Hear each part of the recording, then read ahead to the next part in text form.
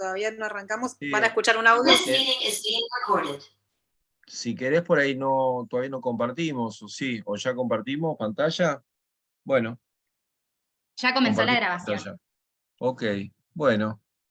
Bueno, muy buenas tardes a todos, a todas. Como ustedes saben, estamos en el marco de la semana de UNIPE Federal. Esta es una semana orientada a generar debates, reflexiones en el campo académico, pero también en la discusión política y filosófica en torno a cuestiones vinculadas con el campo educativo. Este es un encuentro que estamos organizando a propósito de una problemática que nos resulta importante desde la universidad, generar el debate y la reflexión. Como ustedes saben, vamos a abordar la cuestión de la elección escolar, de las élites en la Argentina. Para eso estamos compartiendo realmente un espacio sumamente interesante para todos nosotros, esperemos que también sea para todos ustedes. Estos en general son espacios abiertos para directivos, para docentes, para investigadores, para equipos técnicos que trabajan en organismos de gobierno, en organizaciones sociales, etc.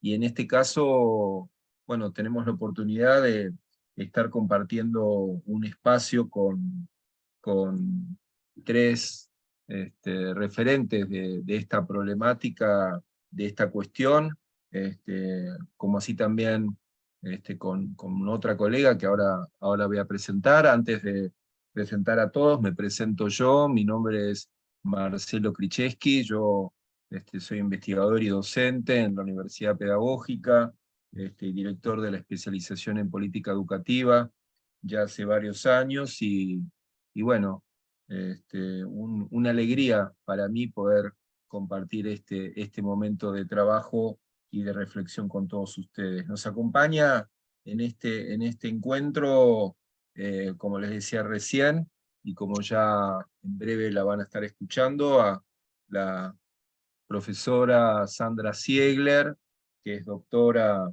en Ciencias Sociales e investigadora en el área de educación de la Flaxo, coordina el núcleo de estudios sobre LITS y desigualdades educativas, y también es docente de la Universidad de Buenos Aires.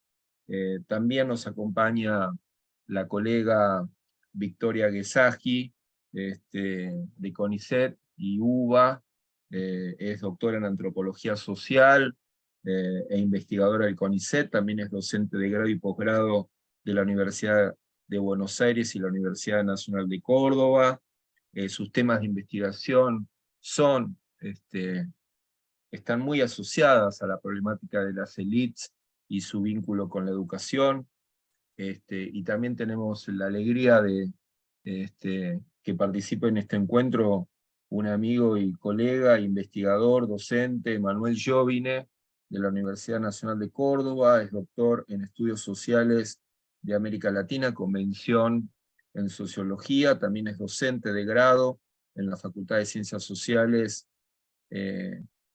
y de Filosofía y Humanidades de la Universidad Nacional de Córdoba. Los currículum de los tres colegas que hemos invitado son muy extensos, así que simplemente estoy haciendo una breve síntesis para no abrumarnos.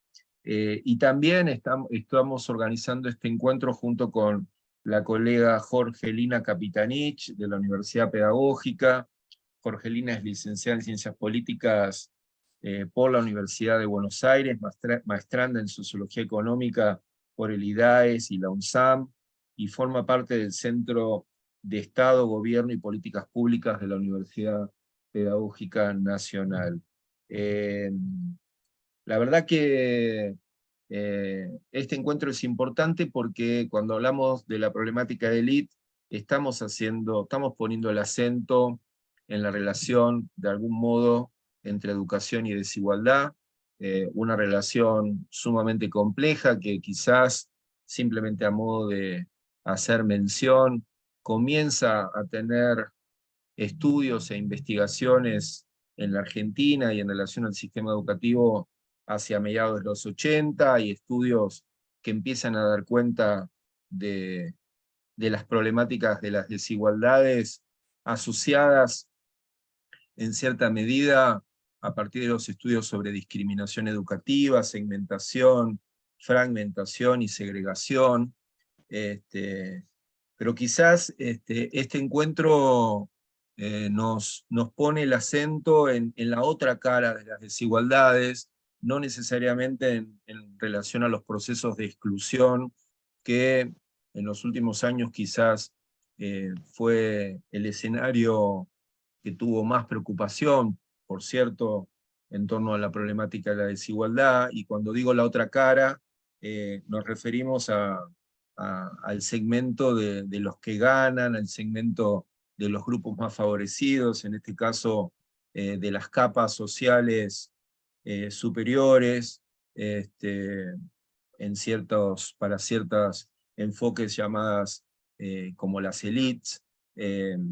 Y en ese sentido, los tres referentes que estamos convocando tienen estudios realmente importantes, quizás solamente para mencionar uno de los primeros trabajos, o quizás más vigentes de los últimos años, fue el que encaró en su momento Sandra Ziegler con Guillermina Tiramonte hacia el 2008, donde de algún modo comienza a aparecer una lectura en torno a las élites políticas, culturales, económicas, ciertas reflexiones acerca de los modos de promoción social no regulados, ciertas lógicas individuales en cuanto a cómo se construye esa experiencia escolar. Por otra parte, el trabajo de Victoria Gesagi da cuenta, de algún modo, en diferentes textos acerca de quizás la ruptura de un mito acerca de la escuela pública como una escuela para todos, en el sentido de cómo, de algún modo, ya históricamente la clase alta optó por los colegios privados, en ciertos casos muy asociadas a los segmentos católicos, por lo menos desde una mirada más tradicional, y cómo se va conformando, en ese sentido su aporte es interesante en términos sociohistóricos, cómo se van conformando ciertos circuitos, ciertos procesos de segmentación en términos de lo público y lo privado, y cómo también las elecciones en cuanto a la experiencia escolar está asociada también a dinámicas de sociabilidad. En varios trabajos da cuenta de esta idea de la necesidad de estar entre pares, más allá de los aprendizajes académicos o la llamada calidad pedagógica. Y por otra parte, Manuel nos trae un texto muy reciente que salió a la luz a propósito también de su tesis doctoral, un libro realmente interesante que da cuenta de los discursos y saberes dominantes, desde una perspectiva muy asociada al enfoque de Bourdieu. Está en su trabajo muy situado en la provincia de Córdoba, está dando cuenta cómo la educación y la institución escolar de algún modo se sitúa como un instrumento de reproducción clave que les asegura mantener y reforzar a las élites sus posiciones privilegiadas. En un trabajo realmente interesante da cuenta a través de distintas generaciones cómo se presentan estas elecciones, qué papel tienen las estrategias, qué lugar tienen las escuelas. En definitiva, bueno, estamos frente a tres investigadores que han puesto su mirada en este segmento social, en el lugar que tiene el sistema educativo en reproducción de ciertos privilegios sociales, y por eso queremos escucharlos. Con Jorgelina coordinamos una propuesta de que sus presentaciones se estructuren en base a ciertas orientaciones, ciertas preguntas, de modo tal de que, bueno, podamos después en un debate colectivo construir preguntas, construir aportes, construir comentarios que nos enriquezcan a todos y a todas. Así que luego de esta pequeña presentación, te doy la palabra, Jorgelina, para que puedas comentar un poco las orientaciones para los colegas y luego sí darle la palabra a cada uno de ellos. Gracias. Bueno, muchas gracias, Marcelo. La verdad que ha sido un recorrido sintético, pero no por eso menos vasto de los estudios en la materia. La verdad es que yo estoy, al igual que todos, muy ansiosa de poder escuchar a nuestros invitados e invitadas de lujo.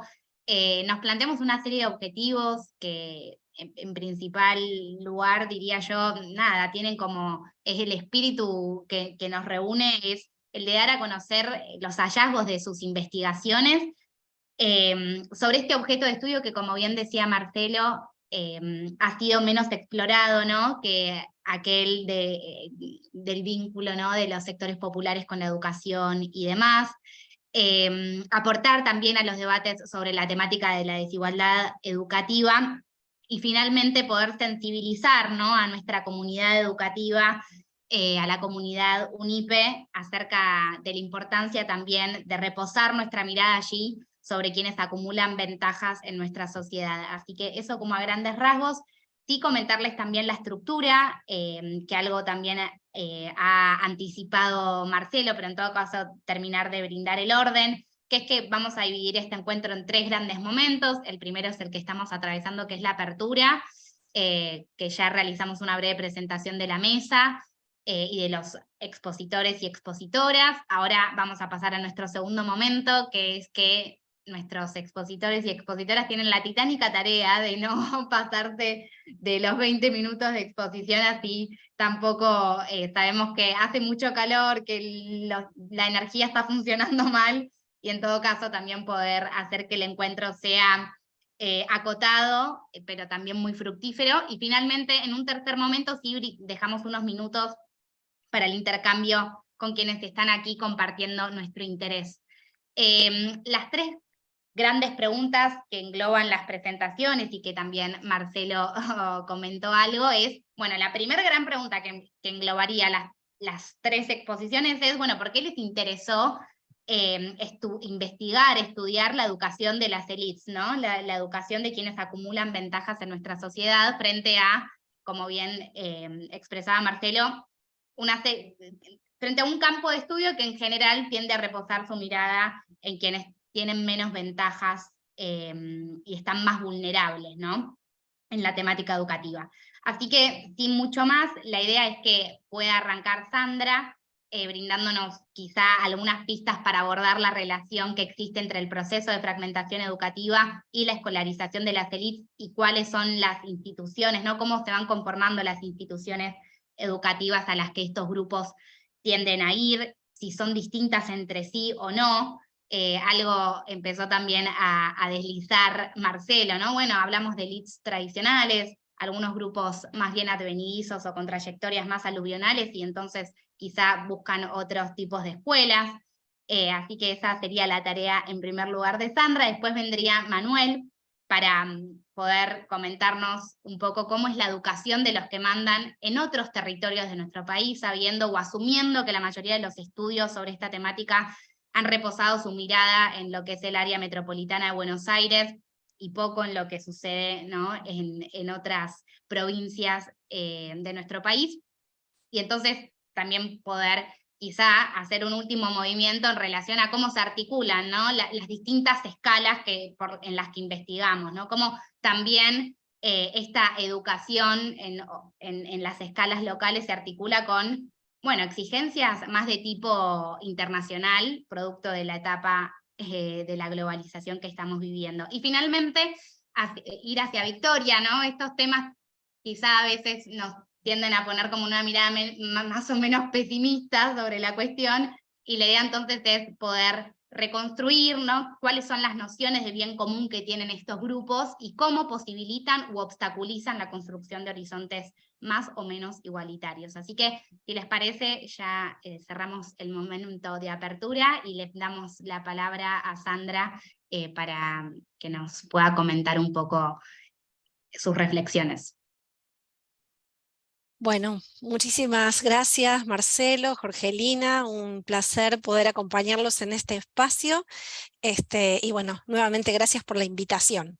Voy a tratar de sintetizar en 15 o 20 minutos, digamos, años de producción y de investigación, pero bueno, ahí va el poder de desarrollar algunas ideas. En primer lugar, digamos, ¿por qué investigar la educación de las élites? ¿Cómo hemos llegado a esta temática? Y ustedes han brindado algunas pistas en sus presentaciones iniciales. En mi caso, hacia el año 2000, yo formaba parte de un equipo de investigación en el área de educación de la Flaxo, que en ese momento era el Grupo Viernes, denominado Grupo Viernes, que coordinaba Guillermina Tiramonti, y estábamos llevando a cabo un proyecto de investigación que tiene que ver con una línea de vieja data en el área de educación que está vinculada a los procesos de la educación secundaria y la desigualdad educativa. El marco de ese estudio buscaba recuperar una vieja investigación que Marcelo mencionó en su presentación, que daba cuenta de los procesos de desigualdad en la educación secundaria en Argentina, la discriminación educativa en la Argentina, y habiendo pasado los años 90, hacia inicios del año 2000, buscábamos replicar algo de esa investigación anterior de los 80, mirando cómo se había reconfigurado esos circuitos escolares luego de aquellos años. En el marco de ese estudio, dado que nosotros estábamos interesados en dar cuenta de estos procesos de desigualdad educativa, eh, digamos, comenzamos a pensar en la idea de que si trabajamos la desigualdad en términos relacionales, no podíamos quedarnos solo trabajando, abordando los procesos de escolarización de los sectores más bajos de la sociedad o de los sectores medios, como la literatura de aquellos años y también el campo venía desarrollando. Si queríamos ver los procesos relacionales de desigualdad, necesariamente, digamos, teníamos que empezar a volcar nuestra mirada hacia las experiencias y hacia la configuración del sistema educativo, incorporando a los sectores altos. Todo esto lo estoy diciendo entre comillas, ¿no? Estas categorías que estoy empleando, pero bueno, no tenemos mucho tiempo para abundar. En el marco de ese estudio, digamos, habíamos decidido entonces incorporar un nuevo grupo de escuelas para investigar, que eran estas escuelas orientadas a sectores altos o sectores de élite, un universo que, como decía, estaba poco abordado, prácticamente no estaba abordado en la producción de conocimiento en nuestro país, y dado que teníamos la presunción de que dentro de ese grupo había escuelas con diferentes orientaciones o perfiles, tomamos un universo relativamente diverso de escuelas, escuelas pertenecientes a universidades nacionales, escuelas privadas, tanto católicas y laicas, y por el alcance de la investigación en ese entonces nos habíamos restringido a hacer un estudio en la ciudad de Buenos Aires y en parte del conurbano bonaerense. Era el alcance que tenía nuestro trabajo en ese momento. Esa investigación para nosotros fue sumamente reveladora. De hecho, digamos, incursionó en un campo nuevo de estudio y también debería decir que como investigadoras estábamos introduciéndonos en un universo bastante desconocido. Yo creo que ha sido uno de los estudios que más digamos, nos ha sorprendido inicialmente en los hallazgos por varias razones. Por una parte, por la distancia que muchas de nosotros teníamos con esas instituciones, porque no había antecedentes para referenciarnos, al menos en nuestro país, sí en el campo de estudios internacional, donde había una producción en esta temática, pero también porque en esos años, en el 2000, 2001, estábamos frente a un proceso de transformación de nuestra sociedad muy profunda, y en alguna medida esos datos que al principio no sabíamos muy bien cómo leer, cómo interpretar, daban cuenta de de la falta de categorías que teníamos para leer algunos fenómenos emergentes, como los procesos de individualización, como los procesos de desinstitucionalización, que empezamos a encontrar en los sectores de élite, así como también estaban presentes, por supuesto, en otros sectores sociales de nuestro país, pero que este estudio fue sumamente revelador para poder empezar a acuñar nuevas lecturas y categorías para seguir pensando en los fenómenos de desigualdad que hasta ese momento se leían tal vez muy estrictamente en clave de clase social, ¿no? Y esta investigación nos permitió empezar a incorporar otros clivajes en el análisis.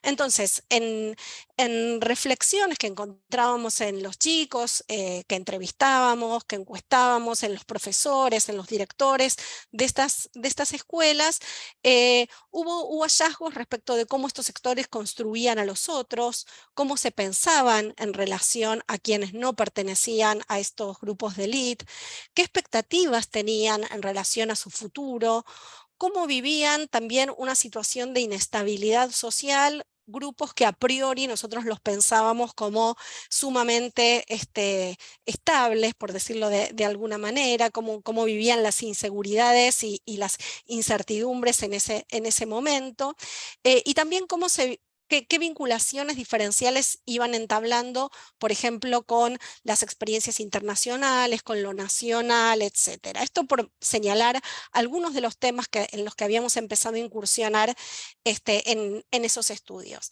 Quisiera decir en último lugar respecto de qué motivó nuestro interés en relación con los procesos de escolarización de elites, que como señalaba, digamos, fue una línea bastante novedosa en esos años, hacia inicios de los 2000, y que, digamos, además de la novedad en relación con las escuelas que estábamos investigando, también implicó, digamos, una novedad, por decirlo entre comillas, dentro del espacio académico, y ha habido, digamos, un proceso muy extenso de construcción de este campo. También esto ya como reflexión acerca de la investigación, ¿no?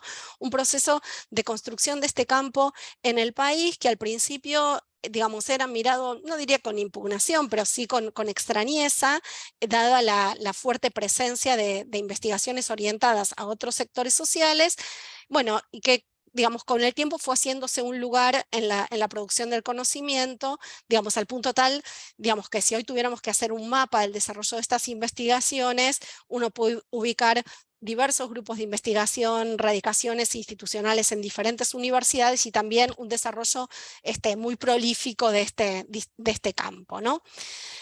En relación con la pregunta que hacía Marcelo y Jorgelina sobre la relación que existe entre el proceso de fragmentación educativa y la escolarización de elites, señalaría que, digamos, en realidad estamos frente a un proceso, por una parte, relativamente reciente, pero también de vieja data, ¿sí? Dado que las élites, digamos, históricamente se han socializado y se han formado en una experiencia, digamos, podemos decir, cerrada, propia, al margen, ¿no? No vamos a hacer acá una historia extensa, pero, digamos, si pensamos desde la época de la colonia, digamos, de la experiencia colonial, las élites locales se formaban en espacios cerrados, ya sea con profesores o en colegios exclusivos, y siempre se reservaron esa prerrogativa, ¿no? de socializarse en una experiencia cerrada. Y la pregunta más bien es, ¿cómo se mantuvo esa experiencia cerrada ante los procesos de ampliación de los sistemas educativos y de democratización en el acceso a la educación? Más allá de esta pregunta, que no es el objeto de la presentación en sí, podemos ver que la educación secundaria, a medida que se ha ido expandiendo en nuestro país, los sectores de élite se han reservado para sí determinados circuitos o determinados ámbitos para su preparación. Y podemos identificar diferentes momentos, pero de hecho ya, por ejemplo, en los años 60, podemos encontrar un desarrollo del circuito privado de élite que ha tenido una presencia en nuestro país, así como también, digamos, colegios tradicionales, en algunos casos de dependencia estatal, donde estos grupos se han formado. Esto que estaba señalando me permite entonces hablar un poco acerca de este proceso de fragmentación, porque por una parte podemos pensar a las élites como un grupo relativamente, podemos decir, consolidado, pero al mismo tiempo no podemos dejar de pensarlo como un grupo heterogéneo si lo miramos en su interior, ¿no? Si lo miramos hacia el interior. Cuando hablamos de fragmentación educativa y escolarización de las élites, no podríamos dejar de pensar este fenómeno vinculado a factores más contextuales. O sea, no estamos hablando de es un fenómeno educativo, pero no es solo un fenómeno intrínsecamente educativo. Lo tenemos que pensar, digamos, en el contexto nacional más amplio, ¿sí? En el contexto global más amplio y por fuera también, digamos, y en relación con una dinámica que está por fuera del sistema educativo. A medida que nuestro país se ha polarizado, digamos, han crecido las desigualdades sociales, ha cambiado la estructura social de nuestro país, digamos, ha habido un reflejo en la conformación y en la estructuración de nuestro sistema educativo, y encontramos también entonces una diversidad de instituciones que empiezan a atender a estos sectores. Esta diversidad de instituciones que la podemos identificar y alinear con estos procesos de fragmentación educativa, se conforma, podríamos decir, a través de un proceso de selección mutua, ¿no? De selección que las escuelas hacen de la población que reciben, y también un proceso de elección que las familias hacen respecto de las escuelas a donde envían a sus hijos. Por eso, digamos, decimos que este es un proceso de elección en algún punto doble, digamos, que da lugar a esta configuración fragmentada del sistema. Y agregaría un dato adicional que, bueno, a lo mejor lo podemos dejar para debatir más adelante, que es, digamos, en qué medida también la política educativa, ¿no?, favorece o promueve o da lugar a que estos procesos de fragmentación digamos, tengan su presencia en nuestro sistema educativo. Digamos, algo que podríamos señalar respecto de estos factores que determinan y explican la elección escolar de estas familias, digamos, tenemos que considerar que hay diversos factores que están en juego en este proceso de elección que abona a esta experiencia fragmentada y esta fragmentación del sistema. En primer lugar, porque, digamos, encontramos que no hay criterios únicos en las elecciones, ¿sí?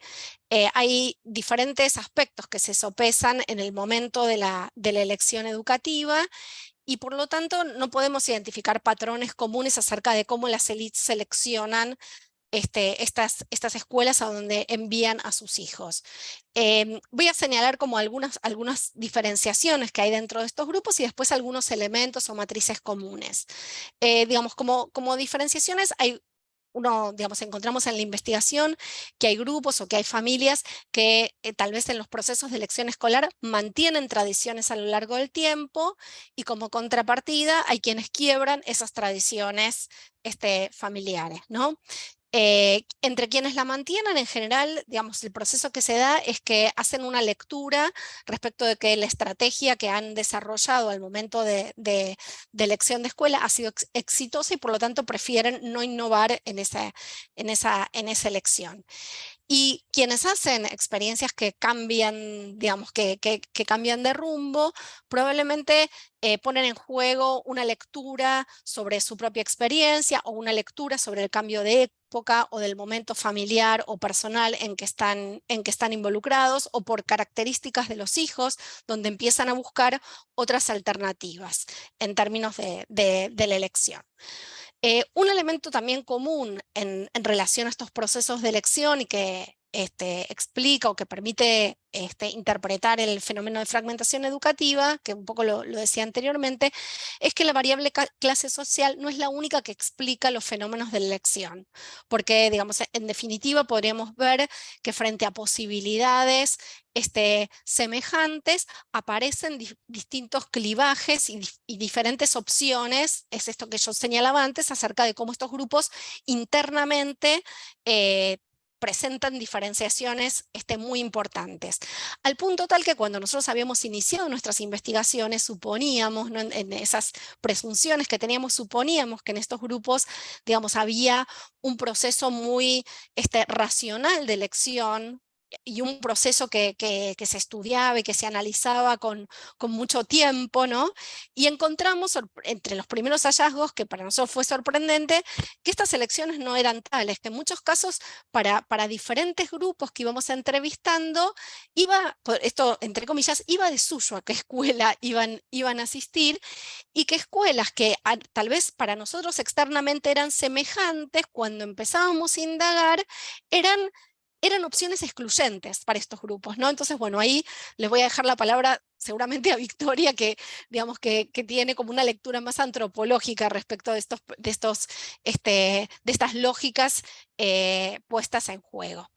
Ahora bien, si tuviéramos que buscar algunas regularidades para entender cómo eligen escuelas estas élites, señalaría 4 y con esto voy a cerrar la presentación para honrar el tiempo que me dieron.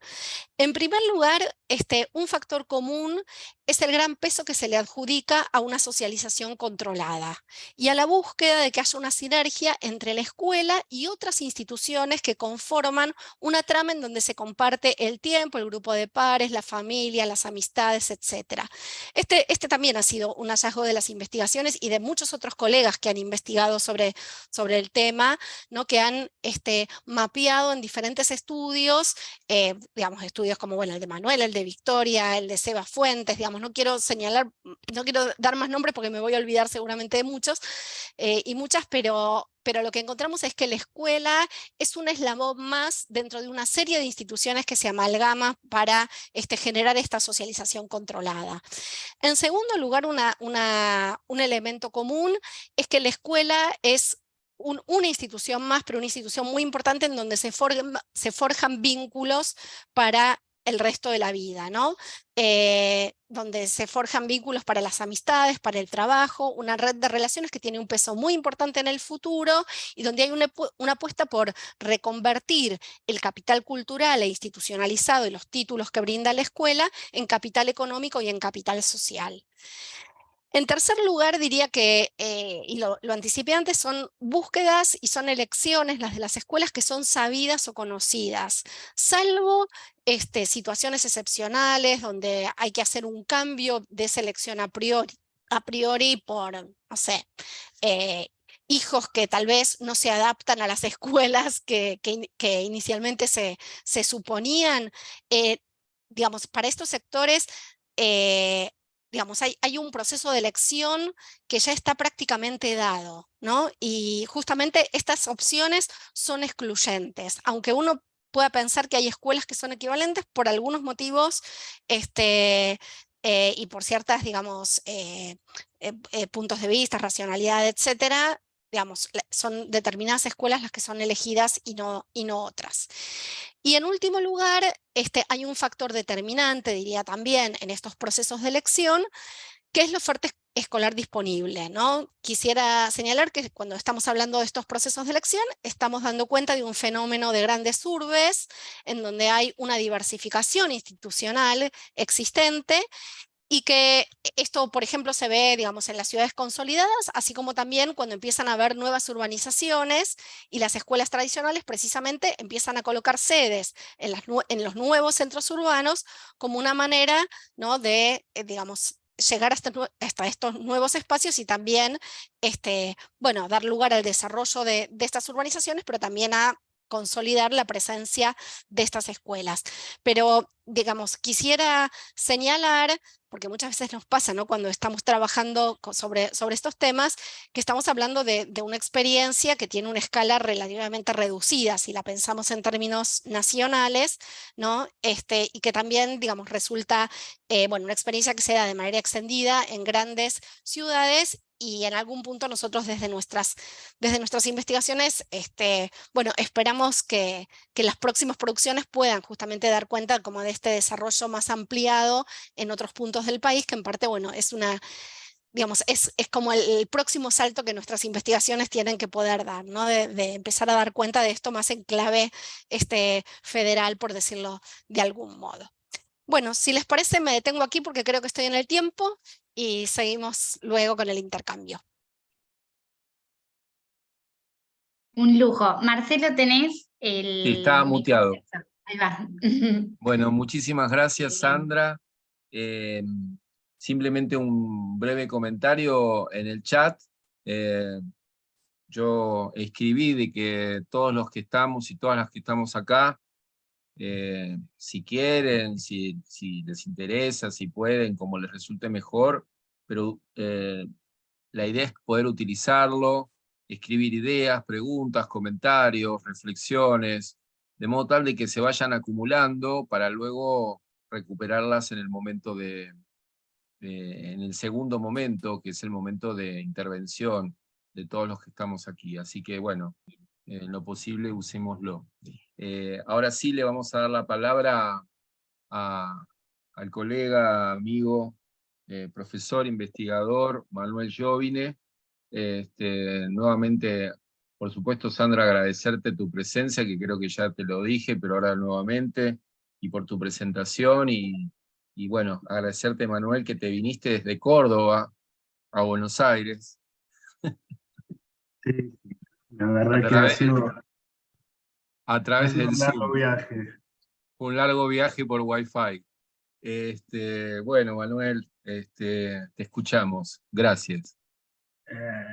Nada, primero agradecerles yo a ustedes, Marcelo, Jorgelina, por haber organizado este panel, esta presentación, y también por darle espacio a esta temática que nos convoca y que es importante, bueno, para varios colegas, ¿no? Además de decir que me siento muy contento y honrado de compartir este espacio con Sandra y Victoria, que han sido y son referentes para mí en la investigación. La primera pregunta es ¿qué motivó mi interés para investigar la educación de las élites? O por lo menos esa es la pregunta como me llegó a mí, ¿no? Esta es una pregunta interesante. Voy a centrarme en lo académico, aunque debo reconocer que también hay cuestiones personales vinculadas al motivo de mi interés.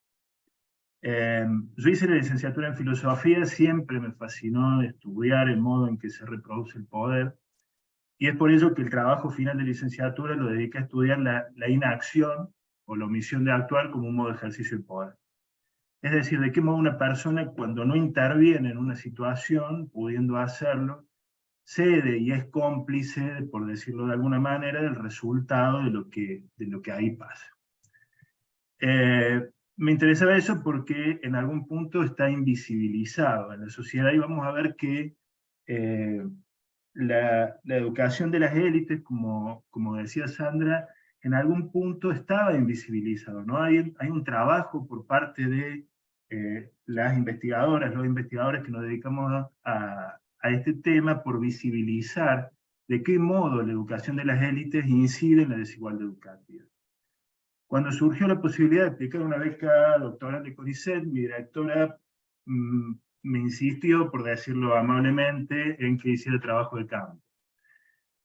Para un filósofo eso es todo un desafío. Ahí debo reconocer que Sandra y Victoria tuvieron mucho que ver, yo me entrevisté con ellas y me dieron un manón para entrar a ese mundo que son las familias de clase alta.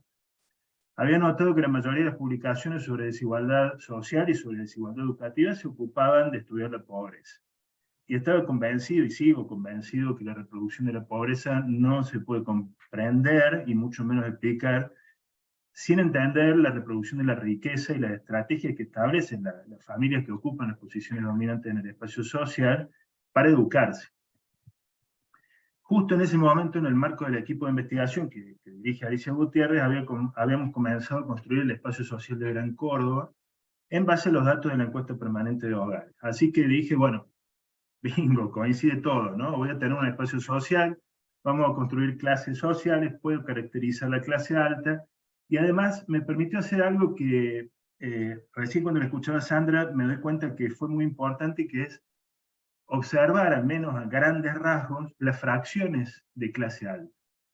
Esas fracciones de clase alta, que se caracterizan por poseer distintos volúmenes de capital, me sirvieron para entender también cómo, en algún punto, escuelas que uno podría pensar que son equivalentes se constituyen como excluyentes en el momento del trabajo de campo. En ese momento, con una colega, Cecilia Jiménez, escribimos todo un capítulo en un texto que se llama El espacio social de las clases y los instrumentos de reproducción social, donde analizamos los condicionamientos educativos para todo Gran Córdoba, es decir, para las 4 grandes clases sociales construidas. Tenía claridad que estudiar las estrategias educativas era necesario, pero ¿por qué justo las estrategias educativas y no otras? ¿No? Yo venía de una cuna muy burdiana y también podía haber las estrategias laborales, las estrategias políticas, económicas de las clases altas. ¿Por qué? O sea, esta convicción o esta tesitura de estudiar la estrategia educativa. Bueno, todo esto que viene ahora es el diario del lunes. O sea, yo la verdad que no lo tenía tan claro en su momento y se me fue aclarando durante el proceso. El sostenimiento de posiciones dominantes en la sociedad requiere de una multiplicidad de capitales, y no solamente capital económico, que muchas veces se reduce al capital monetario. Y es el que suele aparecer en las revistas. Digo, no quiero decir nombres de revistas, pero aparece la lista de los más ricos, de los más famosos. También, sobre todo, el capital cultural aparece como invisibilizado ahí. Sin embargo, luego de la investigación me doy cuenta que es sumamente importante para legitimar esas posiciones. Siempre pensé que la educación tiene un lugar por excelencia en la formación de las y los jóvenes de clase alta. Y no me refiero con educación solo a la transmisión y adquisición de conocimientos y habilidades, tampoco al acceso y al consumo de determinados bienes culturales o tecnológicos, que era como un prejuicio que yo tenía, ¿no? Las familias de clase alta acceden a todos los dispositivos, a todos los tipos de conectividad. Bueno, eso tampoco es tan así, ¿no? Eso puede llegar a darse en mayor o menor medida en las diferentes clases sociales, que hacen que alguien que pertenece a la clase alta no necesariamente tenga que tener el mayor volumen de capital económico, no necesariamente tenga que tener todos los dispositivos de conectividad. Bueno, fueron algunos hallazgos que encontré. Pero por el otro lado me preguntaba por qué alguien de clase alta, por más que se quede sin dinero, por ejemplo, en una generación o un individuo, no deja de ser de clase alta. Ahí es donde aparecieron el capital social, las redes, y cuando digo redes me refiero a las redes sociales, pero también las otras, la confianza en un determinado grupo de pares, el capital simbólico muy asociado al apellido de la familia, el capital cultural incorporado, ese que está hecho cuerpo, ¿no? Que se adquiere de un modo crucial en los primeros años de vida y que hacen que un individuo pertenezca a la clase alta. Y por lo tanto, el proceso de escolarización, cada vez más extenso para los dos lados, ¿no? O sea, la educación inicial, pero además la educación de posgrado, van a tener un lugar fundamental para comprender cómo se produce ese hábitus de clase, si uno quiere, ¿no? En particular me interesaba estudiar este proceso en una sociedad donde los límites entre las clases ya no son tan claros como hace 100 años, y los mecanismos para heredar los capitales, el capital económico, pero también el capital cultural, tampoco lo son. Bueno, un poco de esto decía Sandra respecto de su investigación. Y digo que tampoco lo son, y también lo pongo en cuestión, porque no son tan evidentes, pero cuando uno revisa las estadísticas, los límites entre las clases siguen siendo bastante nítidos.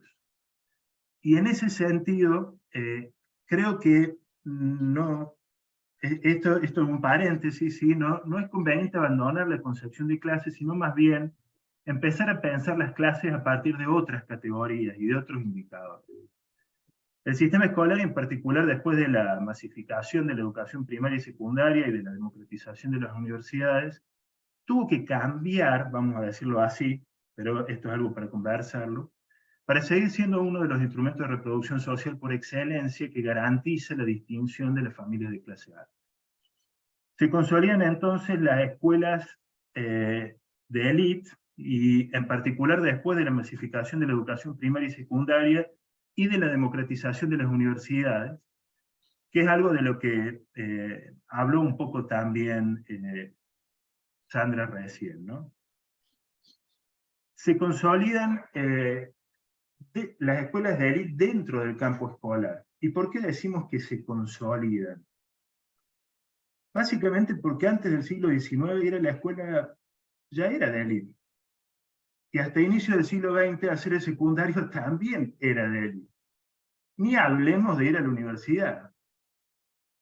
Una vez que estos niveles se universalizan, se masifican, se democratizan, las familias de clase alta tienen, lo digo así, aunque esto no vaya a aparecer en estos términos en el trabajo de campo, la necesidad en términos estructurales de sostener su distinción dentro del sistema escolar. allí se desarrollan dos posibles alternativas. Por un lado, la acumulación de más años de escolaridad, que aparece en la forma de certificaciones de posgrado, sobre todo, y es una estrategia muy costosa porque, como ya lo decía Bourdieu, el capital escolar exige exposición, es como tomar sol, y esto demanda muchos años de vida. Y una segunda, quizás más eficiente, que es la segmentación del sistema en sus diferentes niveles. De modo tal que sus hijos y sus hijas puedan acceder a instituciones de élite y a la socialización entre pares. Y es por esto que dije, y por muchas cosas más, que creo que la elección de la escuela se vuelve tan importante en la familia de clase alta. Tal es el caso de las familias que inscriben a sus hijos, eso apareció en el trabajo de campo, inscriben a sus hijos en la escuela apenas nacidos, ¿no? Lo que buscan es garantizar un lugar en determinada escuela. Esa distinción por medio de la escuela, que va aparejada a dos procesos simultáneos.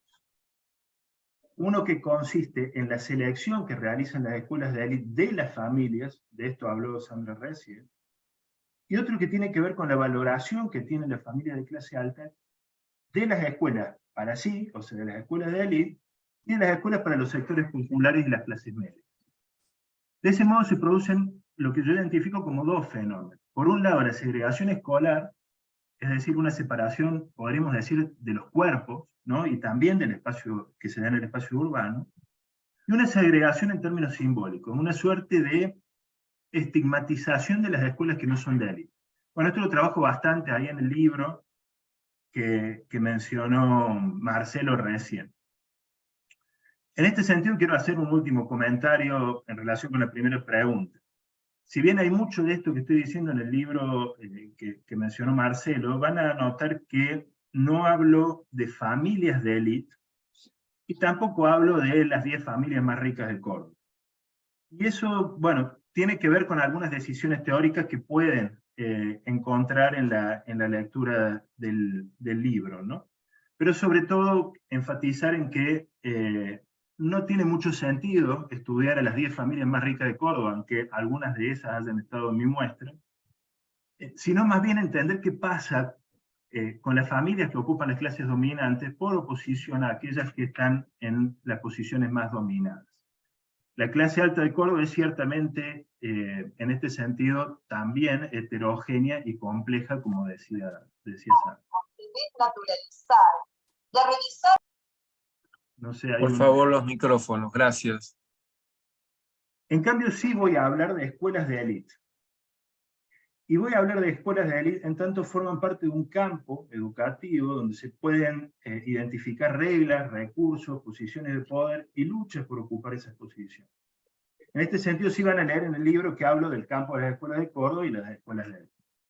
Estas escuelas forman en mayor o menor proporción a las familias de clase alta según mecanismos de selección, la autonomía que tienen respecto del Estado y la dependencia o no que tienen de las familias de clase alta.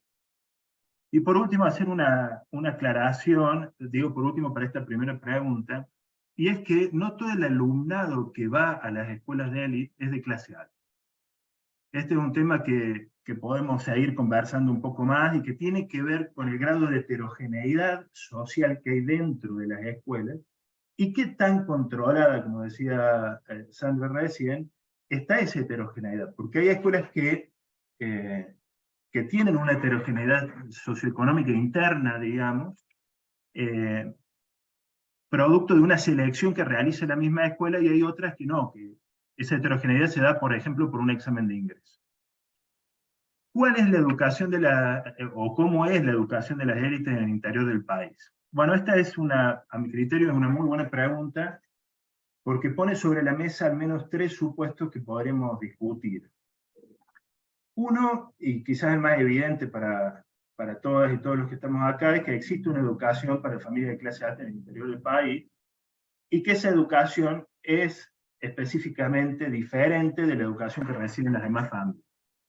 Bueno, como vimos recién, sí, eso pasa en Córdoba, hay escuelas de élite, se diferencian de las otras escuelas, Y la diferenciación de esas escuelas responde a un conjunto de estrategias que yo logré sistematizar en 9, no sé si recuerdo bien, a partir de las entrevistas a las 36 familias de clase alta, a los directivos de las escuelas y a las y los docentes de las escuelas de élite. No las voy a mencionar acá porque me llevaría mucho tiempo, pero sí decir, bueno, que están sistematizadas, seguramente hay más, seguramente se pueden sistematizar de otra forma, pero hice ese esfuerzo por estructurarlas así. Hay que tener en cuenta que las escuelas de élite no solo se distinguen de las escuelas para los sectores populares y las escuelas para las clases medias, sino que también articulan estrategias de diferenciación entre las escuelas de élite, apuntando a distintos públicos. Por eso es interesante ver este tema de las estrategias que tienen las escuelas y de los públicos que asisten a esas escuelas, porque ahí es donde uno empieza a entender por qué algunas escuelas se constituyen como opciones excluyentes o por qué, digamos, algunas escuelas que venían formando a abuelos y a padres, en el caso de los hijos, que serían los nietos, digamos, ya no son una opción. Otro supuesto es que la educación de las élites en Córdoba se da igualmente que en el resto de las provincias del interior del país. Supuesto la pregunta, ¿no? Esto es algo un poco más complejo. Sucede que el sistema educativo en Córdoba es vasto, tiene más de 280 instituciones que brindan el nivel secundario, y además contamos con un colegio que tiene más de 330 años de historia, ¿no? Que ha formado, no sé, a gobernadores, presidentes, ministros. Por lo tanto, no es tan sencillo pensar que lo que sucede en Córdoba se puede aplicar a otras provincias o ciudades del interior. El tercer supuesto, y quizás uno de los más interesantes para pensar esta cuestión, es que existen diferencias significativas entre lo que sucede en Córdoba y lo que pasa, por ejemplo, en Buenos Aires, o lo que pasa en ciudades de otros países vecinos como Brasilia. En este sentido, podría decirles que sí, que existen ciertos elementos de la formación que reciben las familias de clase alta y determinadas estrategias de diferenciación de los colegios de élite en el campo de las escuelas que son ciertamente similares entre las ciudades. Eso supone al mismo tiempo que uno pudiera considerar a los colegios de élite y a las familias de clase alta como un todo homogéneo. Ya hemos visto con Sandra que no es tan fácil, ¿no? Hay diferencias entre las familias de clase alta y hay diferencias entre los colegios. Pero si se pudiera, sí, hay estrategias comunes, hay características de la propuesta pedagógica comunes entre los colegios, y eso es algo comparable. Es cierto que estos procesos pueden pensarse en cierta medida como nacionales, regionales o incluso globales, sin embargo, toman en la docta, en Córdoba, ¿no?, una cierta especificidad, algo que decía Jorgelina al principio. Hay que entender que una universidad de más de 400 años, como le decía, un colegio de 330 años, una de las primeras universidades privadas con capacidad de otorgar títulos habilitantes, un colegio religioso de mujeres del siglo XVII, que dicen ellos que son el primer colegio de mujeres de Argentina y uno de los primeros de América Latina. Un colegio privado laico de élite de fines del siglo XIX, constituyen un espacio social donde la cultura y el conocimiento han tenido un lugar importantísimo en la reproducción de la clase alta. Estamos frente a una clase alta que demanda el paso por el colegio, por la universidad, y que ha sido caracterizada como una aristocracia de toga. Eso sí hace que la oferta de Córdoba tenga grandes especificidades. Por ejemplo, en la calidad académica de los colegios de élite, que es un criterio de fuerte distinción. Es como que no es negociable la calidad académica. Y es algo que podemos ver también en la importancia que han tenido los planes de estudio de los colegios preuniversitarios. O sea, los colegios preuniversitarios en Córdoba, los planes de estudio de los colegios preuniversitarios en Córdoba, han sido la matriz de los planes de estudio de varias de esas escuelas de élite. Y eso es muy interesante para analizarlo. También es cierto que existen lo que Bourdieu llama colegios refugios, es decir, estos colegios que mencionaba Sandra, colegios donde los jóvenes y las jóvenes de clase alta que no logran adaptarse a esas instituciones pueden asistir a otras. La última pregunta, ¿qué características asumió históricamente y cómo ha cambiado en función de las nuevas exigencias propias de un mundo globalizado? Esta pregunta me conecta más con el tema de investigación que propuse para el ingreso a carrera de CONICET. Bueno, como les dije, estudié 36 familias de clase alta en al menos 3 generaciones. En algunos casos pude reconstruir 4 generaciones. Eso quiere decir que mis interlocutores, y uso este término porque me gusta un poco más que informantes, eran los padres y las madres que me contaron sobre sus padres, es decir, los abuelos y las abuelas, y sobre sus hijos y sus hijas. Para sistematizar esa información construí árboles de trayectorias educativas familiares.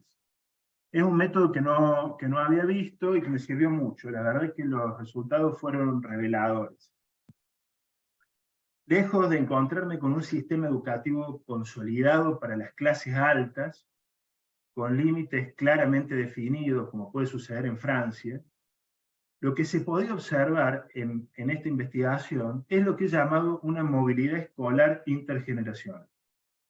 Y esto es nuevo, por decirlo de alguna manera, ¿sí? ¿No? Recién ahora lo empiezo a pensar así. Si bien existen instituciones educativas que forman a la generación de los abuelos, los bisabuelos, la mayoría estatales, la democratización de la educación secundaria vivida a mediados del siglo XX hizo que esas instituciones se abrieran gradualmente a las familias de clase media, incluso en el marco del sostenimiento de los exámenes de ingreso. Es por ello que la generación de los abuelos comienza a optar por otras escuelas para la generación de sus hijos, es decir, los padres. Además, la generación de los padres vive el ingreso masivo de las mujeres a la escuela secundaria. Y entonces, esto es una combinación, digamos, entre el trabajo de campo y los datos estadísticos. Allí las escuelas privadas confesionales funcionaban como un espacio de resguardo y garantizaban una cierta exclusividad, ¿no? Un cierto cierre social. Además brindaban educación separada a varones y mujeres, algo que para esa generación se valoró de manera positiva, no después, digamos. Eso cambió mucho en la generación de los nietos. En la generación de los nietos se reforzó un sector de la oferta educativa que vino, yo diría, a revolucionar la educación de la familia de clase alta. Las escuelas con formación bilingüe, hay una trilingüe en Córdoba, bicultural e internacional. Esa oferta no es en absoluto exclusiva de Córdoba, podemos observarla también en otras grandes ciudades de Latinoamérica, y de hecho, bueno, con Mariana Mataluna, una investigadora, tenemos un artículo comparado entre Córdoba y Brasilia. Sin embargo, esa oferta tuvo que ganar espacio en un campo educativo sumamente exigente y, como les digo, bastante consolidado, y también en un contexto nacional que le resultaba un poco, ¿cómo les digo?, resistente, ¿no?, al bilingüismo. ¿Por qué? Porque el Estado Nacional exige que el programa de las materias se dicte en español, ¿no? Entonces estas escuelas tenían que negociar con esas exigencias, y ahí aparece la doble escolaridad, las múltiples actividades complementarias que pude ver en el trabajo de campo, etc. Esa nueva oferta no solo irrumpe en el campo de la educación secundaria en Córdoba, captando el interés de la familia de clase alta, sino que de algún modo se constituye en un instrumento de distinción, y en tanto que es muy novedoso y hegemónico, no va a poder ser desconocido por las otras escuelas de élite, las que formaron a los abuelos y formaron a los padres, ¿no? Y van a recurrir a estas escuelas bilingües e internacionales, incluso para formar a sus propios docentes y a sus estudiantes en los primeros años. A ello se suma un reciente, y con esto ya termino, ¿no?, un reciente proceso de internacionalización de la educación en Córdoba, que yo creo que está más consolidado en Buenos Aires, en Brasilia, incluso en las ciudades de España que pude estudiar. La internacionalización de la educación no es solo la formación en idiomas, es mucho más que la formación en idiomas. La internacionalización prevé intercambios entre los colegios con colegios del exterior, pautados en el plan de estudios. Prevé viajes al extranjero, prevé visitas constantes de estudiantes de otros países a las instituciones educativas, prevé que una parte de la planta docente sean docentes que vienen de otros países, ¿no? O en todo caso, hijos directos de padres que vienen de otros países. Entonces, estamos viviendo, ¿no? Yo digo que este proceso no está del todo consolidado en Córdoba, no como lo vi, por ejemplo, en Brasilia, pero creo que se está dando, y que de alguna manera está marcando una dirección. Las escuelas de élite en Córdoba están viviendo hoy un proceso de fuerte bilingüismo e internacionalización de la educación bajo distintas formas y modalidades. Después, si quieren, podemos conversar acerca de cuáles son los instrumentos que utilizan para certificar esa formación bilingüe, cuáles son las modalidades de internacionalización, etc. Pero bueno, esto es un poco como para responder esas preguntas. Desde ya, muchas gracias. Perdón si me he extendido un poquito más en el tiempo. Bueno, muchísimas gracias, Manuel. Sí, el tiempo es muy tirano siempre, y para nosotros es realmente un gusto escucharlos y escucharlas, por eso es la convocatoria, y tratamos de regular el tiempo, pero tampoco ser tan tiranos con los 20 minutos. Pero bueno, si los podemos manejar mejor para después tener la segunda instancia de intercambio y de participación de todo el resto de colegas y compañeros que están presentes. Hay un comentario de un integrante de este Zoom para los expositores, básicamente en relación a poder sumar en el chat algún link de sus trabajos, ¿sí? Que sean de utilidad para la lectura, para la interiorización.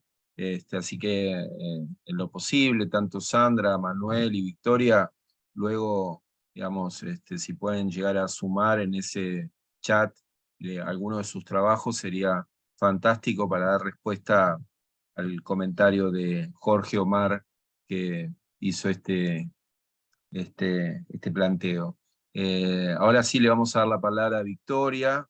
¿Sí? Victoria, nuevamente agradecerte tu presencia, y te queremos escuchar.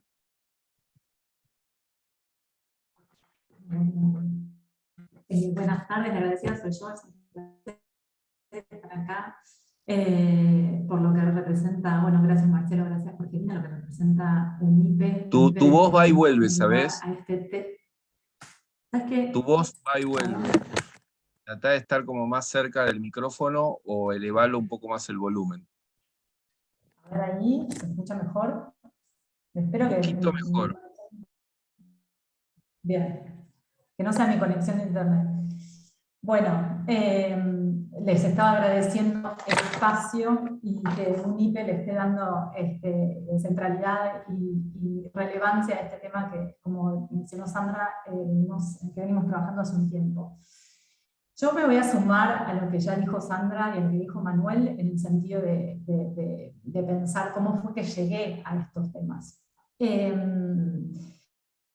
Creo que, digamos, como decía recién Manuel, bueno, siempre hay cuestiones vinculadas a la trayectoria individual, pero que son imprescindibles del recorrido que uno hace de investigación, el contexto sociopolítico en el que uno inicia sus investigaciones.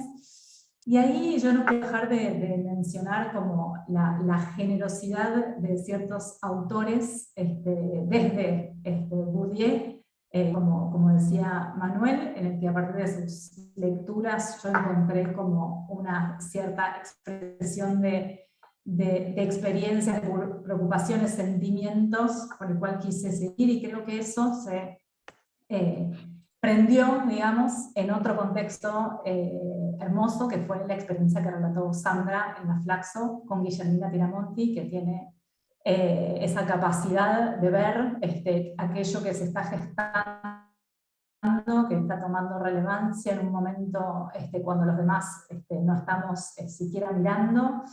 Guillermina y el equipo de Guillermina, que en ese momento era el Grupo Viernes, iniciaban esta investigación que contó Sandra, y yo me incorporé como tesista, digamos, en ese espacio. Ese fue un lugar sumamente rico, y desde el cual aprendí a construir esta temática, aprendí a construir estas problemáticas, estos intereses de indagación, y que, digamos, bueno, tienen que escribirse en esa lógica colectiva.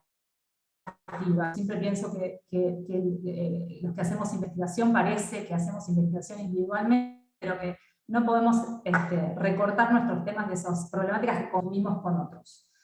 Y entonces ese espacio que primero fue el Grupo Viernes y que después fue el Núcleo de Estudios sobre Educación y Igualdades Educativas que dirige Sandra, fue para mí un espacio muy provechoso y muy rico donde bueno, construir una problemática junto con otros investigadores, no solo de Argentina, con otros equipos, con los equipos que estaban haciendo esos trabajos en ese momento en Brasil, por ejemplo, con los equipos que después más adelante se formaron en Córdoba, donde estaba Manuel, bueno, que fueron creciendo y que si bien inicialmente se empezaron a describir este grupo de instituciones que nucleaban, digamos, que tenían la pretensión, como Sandra, de a las élites, después continuó profundizando e indagando en temáticas que son de mucho interés y que dieron introducciones teóricas sumamente importantes, no solo para el campo de la educación, sino para el campo de la sociología en general, como puede ser esto que mencionaba Sandra de cómo construye la elección, en sí, qué es un mercado educativo y cómo se construye una elección y si esas elecciones son elecciones racionales. Esas son discusiones que el campo educativo dio, pero que fueron tomadas y enriquecieron discusiones que trascendían el campo de investigaciones en educación. Lo mismo, como mencionaba antes Manuel, la discusión sobre la clase social, sobre qué es una élite, bueno, sobre cómo entender a estos sectores en un campo en donde se dan luchas y disputas. Y ahí creo que también nuestras formaciones, todos veníamos de trabajar en temas vinculados a la preocupación por la desigualdad en nuestro país, y sobre todo veníamos muy embebidos del trabajo con los sectores populares. Y esa mirada de trabajo con los sectores populares informó y fue la mirada a partir de la cual nos acercamos a estudiar las élites. Una mirada relacional y una mirada que entiende a estos sujetos, digamos, no determinados, como decía Sandra, exclusivamente por su clase social, entendidos en términos económicos exclusivamente. Y ahí creo que eso lo menciono porque tiene que ver con algo que se relacionaba recién con la pregunta que me fue asignada, que tiene que ver con el bien común. Yo creo que digamos, las élites en nuestro país siempre tuvieron que negociar, como mencionó también Manuel, con la narrativa igualitaria que durante mucho tiempo fue hegemónica y sigue siendo. De hecho, si pensamos ayer incluso de la apertura de sesiones, también eso está presente ahí. Hay una matriz, una narrativa igualitaria que es digamos, fundante, estructurante para estas estrategias de distinción de las clases altas, los sectores altos, digamos, no vamos a entrar en esa discusión, que es una discusión dentro de los estudios de las élites, de la educación y la relación entre educación y élites en Argentina. En esas narrativas, digamos, esa negociación que estos sectores tuvieron que hacer, porque nunca contaron, como ya se mencionó, con certificaciones estatales que avalaran instituciones de élite, como puede ser en Francia, en esa digamos, negociación con estas narrativas, las clases altas tuvieron que construyeron sus experiencias formativas negociando un cierre social que nunca fue, no es y nunca fue completo, digamos. Y en ese sentido, mi trabajo de investigación inicial, mi trabajo de investigación doctoral, que trabajó sobre un sector que son las familias tradicionales, incluso yo llegué a ese sector, primero yo estaba interesada en estudiar las más propiamente económicas, siempre clásicos como clase dominante, pero me interesé por ese grupo, como lo cuento siempre, a una conversación con una compañera de facultad.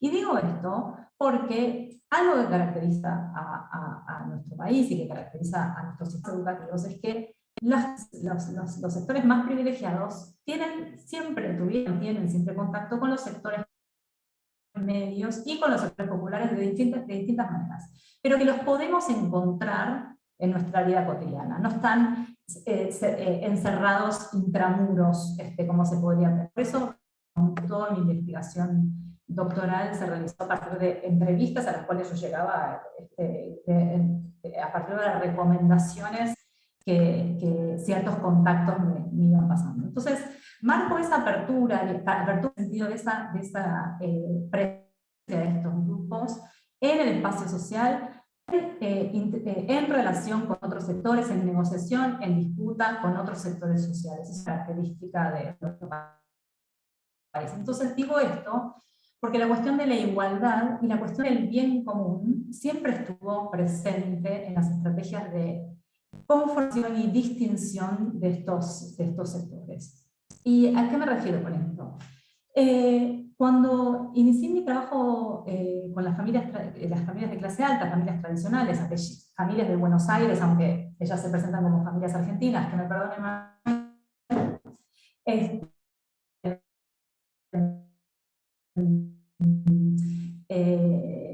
¿están ahí? ¿Me escuchan? Uy, yo los tengo. Jorgelina. Ahora sí, ahora sí. Ahora sí, te fuiste un minuto. Ok, los vi de repente a todos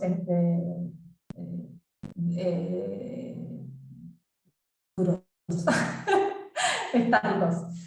Bueno, decía que cuando empecé mi investigación yo quería trabajar con la familia Macri, por ejemplo, y a mí me decían que Macri no pertenecía a la clase alta. Y menciono Macri porque tiene que ver con esto que decía Sandra. Cuando nosotros iniciamos nuestro recorrido de investigación, estudiar a las élites era algo raro, era algo exótico. Entonces, no sé si los veo de vuelta congelados. Estás. Yo si no cualquier cosa te aviso. O sea, no estás con la mejor calidad del internet, pero estás. Así que acá estamos, escuchándote atentamente. Bueno, entonces, digamos, esa pregunta por si Macri pertenecía o no a las élites, que guió un poco mi recorrido de investigación, no era, nuestras investigaciones no eran, tenían que fundar un espacio, en la academia, como decía Sandra. Ahora, cuando terminé mi tesis doctoral, Macri era presidente. Entonces, para mí eso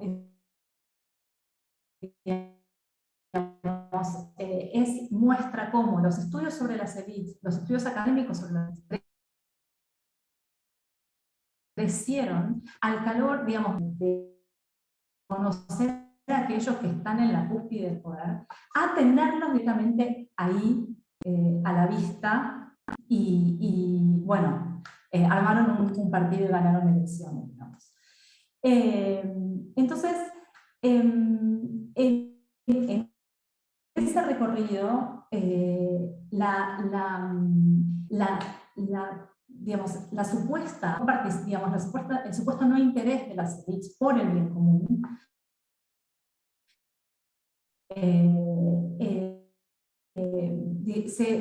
de repente se puso como que se habían formado en estos colegios que yo he estudiado, colegios católicos, colegios que tienen como realizan estrategias de selección de su matrícula muy férreas, en donde es necesario tener a padres o madres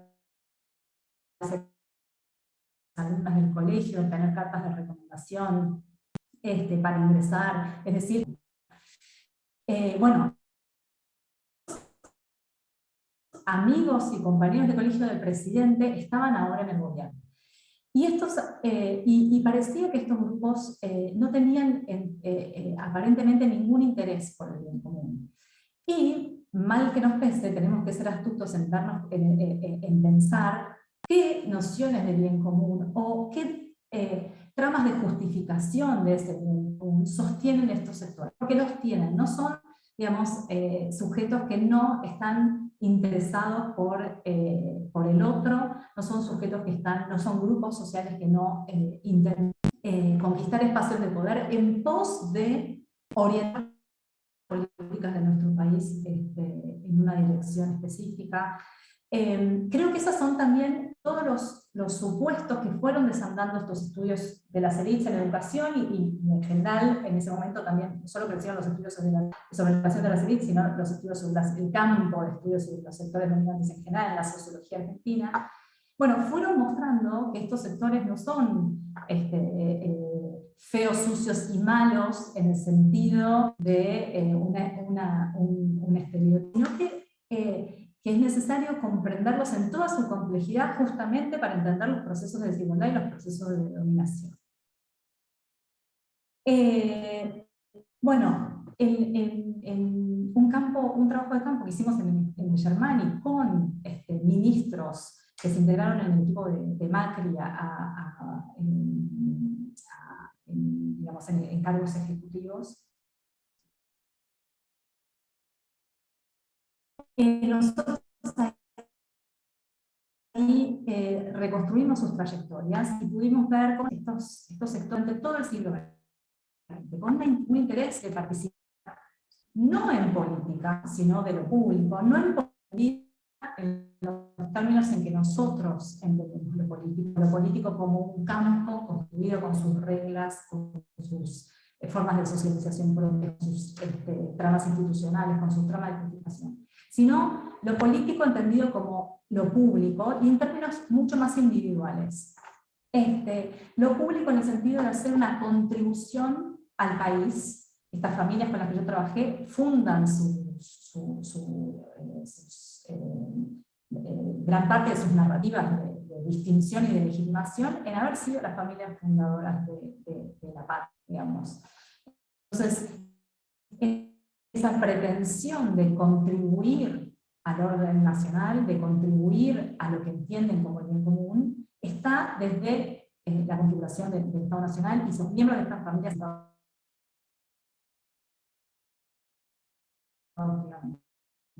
Eso, por supuesto, cambió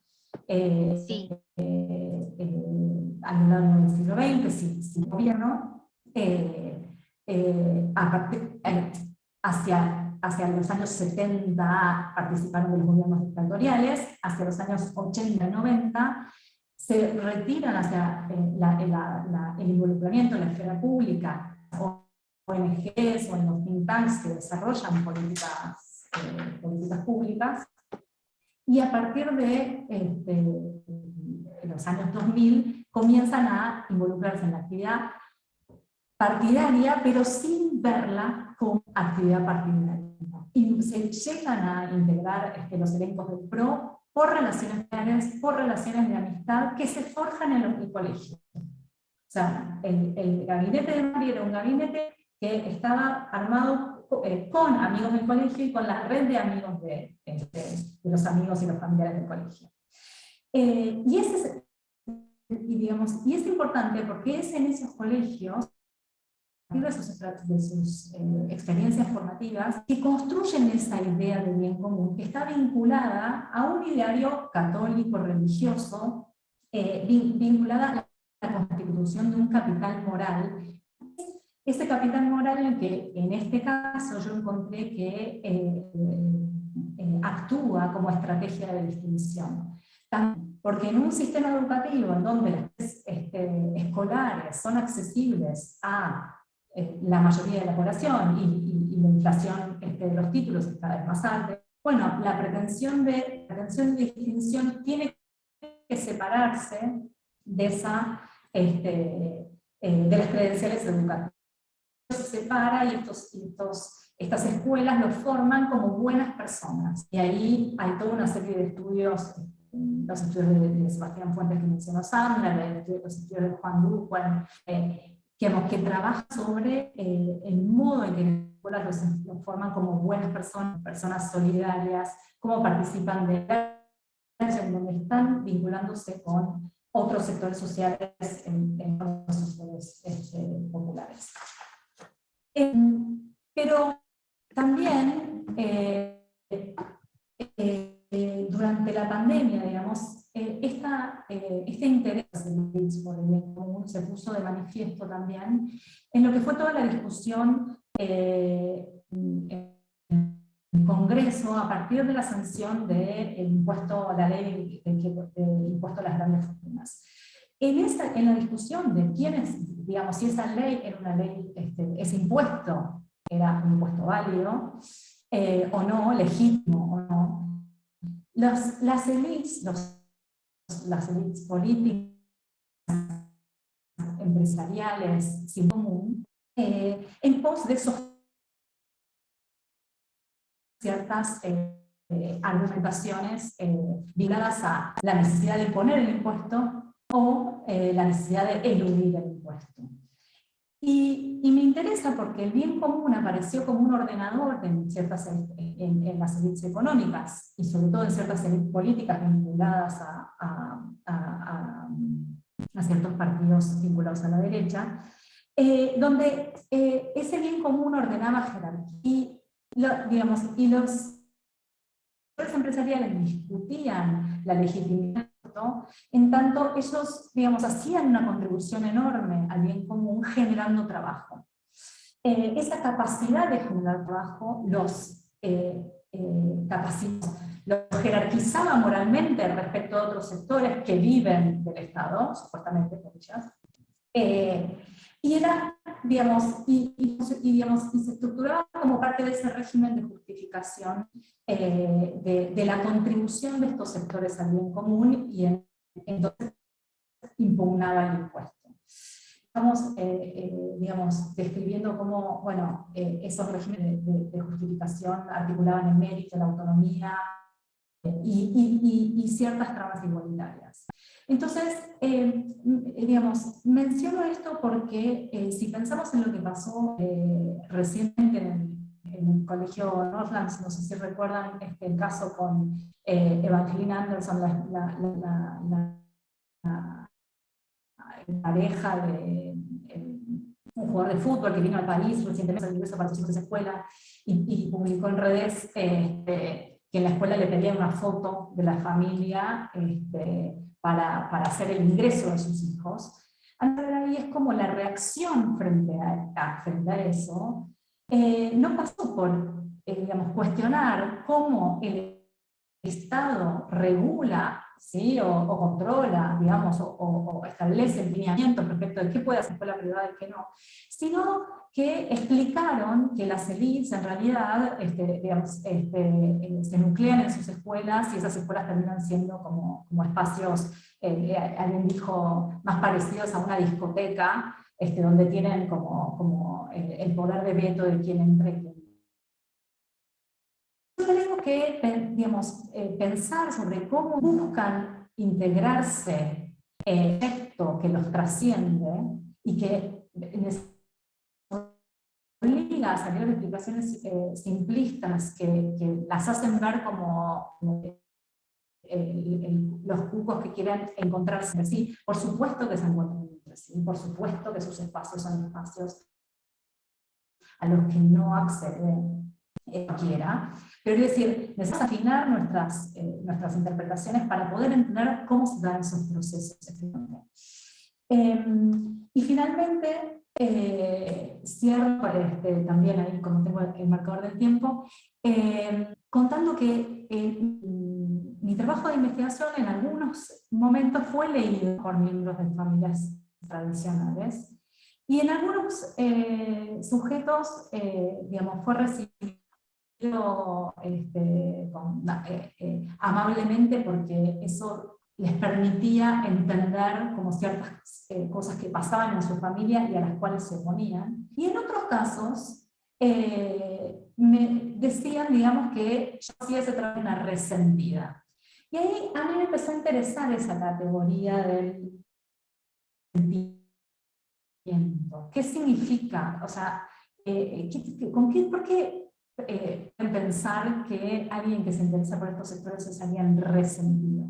Y en esa explicación, en ese indagar en esa categoría, también lo que encontré es que estos sectores no necesariamente entienden que el bien común, que pertenecer a una nación, que construir algo común es dejar de tener vinculación con los otros. Ahora, los otros no deben querer subvertir ese orden en el cual jerárquicamente ellos están en una posición de privilegio. Donde uno busca subvertir ese orden, sobre la subversión de esa idea, digamos, uno termina siendo caracterizado como resentido. Entonces, quiero decir, me parece una categoría interesante para entender que no es digamos, estos sectores no estén interesados por construir una nación con una nación donde todos los sectores sociales estén integrados, pero que estén integrados en un orden que los tiene efectivamente en una posición de privilegio. Sí, digamos, es ese privilegio lo que por supuesto no va a entrar en discusión. Bueno, con esto cierro y doy espacio para que conversemos entre todos. Bueno, Victoria, muchas gracias. Anduvimos con problemas de corte, a mí también se me cortó el wifi recién, así que te entendí también. Los problemas de conexión que por ahí estamos teniendo todos. Tenemos unos 15 minutos aproximadamente, y quizás en honor también a la participación de todos los que también hicieron el tiempo para poder estar presentes. Bueno, acá lo veo al colega amigo Rafael Gagliano, que se hizo presente también aquí en el encuentro, profesor, historiador y pedagogo. Quizás nos podemos hacer preguntas, comentarios abiertos, como para generar algo un poco más circular, que nos den también pistas de nuevos temas o nuevas cuestiones que surgieron a partir de estas 3 formidables presentaciones. Así que desde ya agradecerte, Victoria, y comentarles también que nosotros vamos a disponer de un video del encuentro de hoy, seguramente en unos 15 días aproximadamente, así que no duden en escribirnos. En el caso, digamos, en lo personal, yo ahora les voy a escribir en el chat el mail de la especialización, al cual se pueden comunicar, la especialización en política educativa, que aquellos que quieran disponer del video, seguramente en 15 o 20 días vamos a tener el link para poder compartirlo. Bueno, sin más, abrimos ahora un poco un tiempo de pensamiento, reflexión, comentarios, siempre son más que necesarios. No tenemos a nadie pago, entonces eso a veces que haga la primera pregunta. ¿Ustedes, Marcelo, Jorgelina, están pagos o no? No, yo esto lo hago de modo voluntario. No, yo quizás, Manuel, vos pusiste un foco en algo que me pareció interesante, y también, por supuesto, Sandra y Victoria, y yo tengo como una primera pregunta, pero es muy circular, por ahí no es para que cada uno le dé mucho tiempo, sino como breve comentario, que vos pusiste hacia tu última intervención, hacia los últimos 5 minutos, Manuel, como un foco puesto en el tema de los planes de estudio, del tema de la internacionalización, y a mí, por mis preocupaciones sobre la cuestión de los formatos y el currículum, quizás mi pregunta iba orientada acerca de como qué hallazgos quizás ustedes encontraron en estas lecturas sobre la cuestión curricular, por dónde, más allá de las ampliaciones de jornada y de la cuestión del bilingüismo, qué otros elementos ustedes por ahí podrían registrar en relación a la cuestión curricular donde uno pueda visualizar diferencias significativas, ¿no? Si esto es una pregunta por ahí que les pueda hacer sentido en sus estudios y en sus lecturas. Y por otro lado, esa es una primera cuestión. Victoria puso bastante acento en tema de lo común, en términos de qué pasa con lo común, que es una preocupación hoy por hoy del campo de la pedagogía y de la sociología.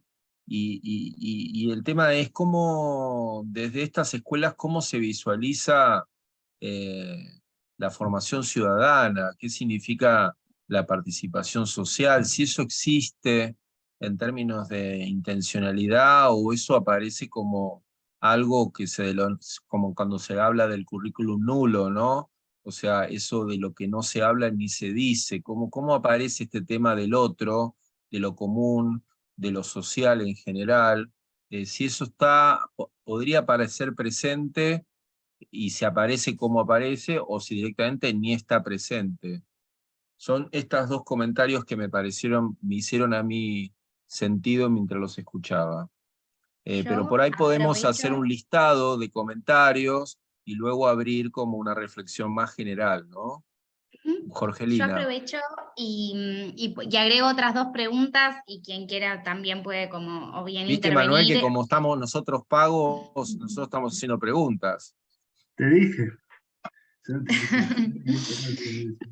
Eso, y también si entre ustedes, Sandra, Victoria, Manuel, quieren reaccionar a lo que alguna expuso, también bienvenido sea, porque parte de nuestra intención era esa. Yo tengo también como dos preguntas. Una tiene que ver, quizá por arrancar por la última exposición, que tiene que ver con lo que Victoria desarrolló muy bien, que es esta cuestión de la necesidad de las clases altas argentinas, las élites, los grupos dominantes, como quisiéramos llamarlo, escapando también a esa gran discusión, en relación a esta necesidad de negociar con una narrativa igualitarista que defiende la igualdad como valor fundante de la sociedad, ¿no? Yo coincido, también me hago la pregunta y tejiendo ahí el puente con Manuel y con Sandra, en relación a la clave federal, ¿no? En algún escrito, en el libro sobre educación de Leeds que compilaste, Sandra, con Guillermina Tiramonti, ustedes deslizan en algún momento que esta narrativa igualitarista podría haber presentado resistencias en otros territorios de la Argentina y que entonces lo que terminamos entendiendo como una matriz igualadora de la escuela, sí puede ser muy explicativo lo que sucede en Ciudad de Buenos Aires y en el área metropolitana de Buenos Aires, pero no así en otros territorios de la Argentina. Entonces, como traigo esta pregunta de si es posible como afirmar esto, o cómo movilizamos esto que sucede en el área metropolitana de Buenos Aires para con otros territorios de la Argentina, y entonces cómo se piensa el bien común, ¿no? Esto quizá, podríamos decir, puede traer otras formas de pensar el bien común respecto de las élites de otras provincias, que no necesariamente son la de Buenos Aires, con el rol que esta provincia tuvo para la conformación del Estado-Nación Argentina, ¿no? Como digo, ahí me parece una pregunta. Y la segunda pregunta que tengo tiene que ver con el rol de la política educativa, que también creo que los tres en sus intervenciones la fueron, quizá no abordando de forma explícita, pero sí tangencial, y tiene que ver con esto, ¿no? Que Victoria deslizaba en relación a, bueno, los modos de regulación. Creo que parte de los últimos años, ¿no? O los balances que pudiéramos hacer de los últimos años en relación a la materia, tiene que ver que no necesariamente, esto es poco, no es muy amable decir, pero no necesariamente ensanchar el presupuesto y el financiamiento en materia educativa se tradujo en un sinnúmero, ¿no? En una reducción de las desigualdades sociales. Sin eso es imposible, está claro, pero hay otras cuestiones que es preciso mirar, como por ejemplo la regulación que el Estado pudiera hacer. No sé, pienso ahí qué miradas, apreciaciones ustedes tienen sobre la materia, y cómo también el Estado debiera la política educativa debiera posicionarse para contemplar estos sectores, pero al mismo tiempo poder conducir a horizontes más igualitarios. Así que yo cierro con eso. Quien quiera tomar la palabra o escribir, bienvenido sea. Si hay y si no, algún otro comentario o pregunta más breve, porque vamos a tener ahora 10 minutos, porque luego vamos a tener que cerrar la sala. exactamente. No sé si hay otro colega, compañero que acá está presente que quiera hacer una consulta, una pregunta, también poder sumarla. Rafael, gracias. Bueno, agradecerles en primer lugar las presentaciones maravillosas que escuchamos, y la pregunta gratuita de mi parte es la siguiente. ¿Qué lugar tiene la educación en nuevas tecnologías respecto a los sistemas de distinción al interior de las escuelas de élites? Efectivamente, ¿es la tecnología un factor de aceleración de las desigualdades respecto a la educación general y al interior de las escuelas de élites? Me interesaría la mirada de ustedes respecto a ese factor, porque de hecho está estallando delante nuestro y ha sido constitutivo en la educación desde la época del Nacional Buenos Aires. La tecnología estaba distinguiendo a las escuelas nacionales a partir de ese desarrollo particular. Esa es mi pregunta. Yo les propongo la siguiente dinámica. Son 2, 2 y 2. No quiero ser futbolero, pero vamos a... Dos yo les propongo que son 2 minutos que le damos a Manuel, como si estuviéramos en un programa de televisión, porque después viene la publicidad, 2 a Sandra y 2 a Victoria, y luego sí, ya vamos a cerrar. Si les Así parece, que, seguimos el orden de exposición. Sandra, ¿te parece bien? como ustedes quieran. ¿Quiere Sandra arrancar? Arrancamos. Bueno, 2 minutos para 4 preguntas no se puede. No, elegí la que vos quieras contestar con más claridad. Nos podemos complementar, la que no conteste Sandra la contesta Manuel o Victoria, ¿sí? Tampoco hay que contestar todas. Bien, bueno, a ver, primero, buenísimas las preguntas, sean pagas o gratuitas, están bárbaras y nos podríamos quedar un montón conversando al respecto. A ver, tomo 2.